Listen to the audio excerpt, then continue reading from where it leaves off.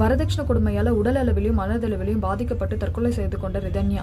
இவங்க அப்பா அம்மா வந்து இதுக்கு மேலே யாருக்கும் இந்த மாதிரி ஒரு நிலைமை வந்துடக்கூடாதுன்னு சொல்லி போராடிட்டு இருக்காங்க. நம்மளால முடிஞ்ச சப்போர்ட்டை நம்ம அவங்களுக்கு பண்ணுவோம். நீங்கள் இந்த QR கோடை வந்து ஸ்கேன் பண்ணி உங்களோட கருத்து என்னன்றதை நீங்கள் பதிவு பண்ணுங்க. கண்டிப்பாக வந்து அவங்களோட மரணத்திற்கு ஒரு நியாயம் கிடைக்கும், நீதி கிடைக்கும். ரிதன்யா சோசியல் சர்வீஸ்ன்னு சொல்லி பதிவு பண்ணியிருக்கிறோம். அந்த ரிதன்யா சோசியல் சர்வீஸ் மூலமா பெண்களுக்கான அனைத்து பிரச்சனைகளுக்கும் தீர்வு வாங்கக்கூடிய ஒரு இலவச ஆலோசனை மையம் வந்து திறக்க போற. அதுல வந்து சட்டபூர்வமான அனைத்து ஆலோசனைகளும் இலவசமா வழங்கப்படும்.